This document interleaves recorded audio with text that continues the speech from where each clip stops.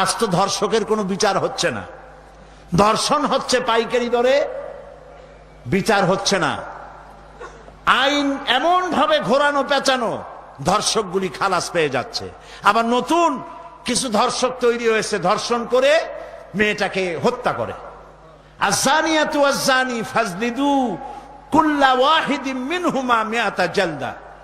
আল্লাহ তাআলা বলেছেন জিনাকারের শাস্তি হচ্ছে 100 দৌড়া মারা এবং প্রাণদণ্ড দেওয়া।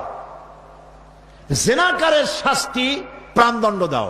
জিনা করেছে প্রমাণিত হয়েছে, অবিবাহিতা যদি হয় দৌড়া মারো, আর যদি বিবাহিতা হয় পাথর মারিয়া উড়ায় দাও। আজ তো ধর্ষকের কোনো বিচার হচ্ছে না, ধর্ষণ হচ্ছে পাইকারি দরে, বিচার হচ্ছে না। আইন এমন ভাবে ঘোরানো পেঁচানো, ধর্ষকগুলি খালাস পেয়ে যাচ্ছে।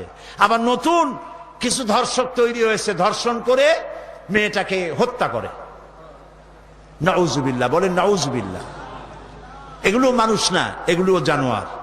মনে রেখো, তুমি যার মেয়ে, কারো মেয়ে অথবা কারো বোন অথবা কারো বউকে যদি এইভাবে বেইজ্জত করে থাকো, তোমার বউ, তোমার বোন, তোমার মেয়ে অক্ষত থাকবে না। এই ধরনের তাদের উপরও ধর্ষণ হবে। বলেন নাউজুবিল্লাহ, বলেন নাউজুবিল্লাহ।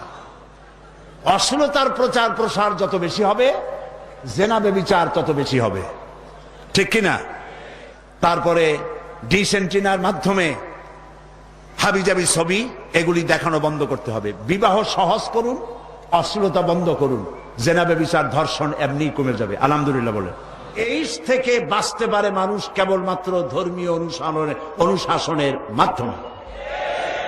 জেনা নিজের স্ত্রী ছাড়া কোন মেয়ে লোক অথবা কোন পুরুষ, কোন মেয়ে লোক নিজের স্বামী ছাড়া আর কোন পুরুষ নিজের স্ত্রী ছাড়া যৌন সম্পর্ক স্থাপন করলেই এইডস রোগের সম্ভাবনা 100%। এটা আগে যত এইডস এর সাইনবোর্ড ছিল সেগুলিতে লেখা ছিল ধর্মীয় অনুশাসন মানলেই এইডস বন্ধ হয়।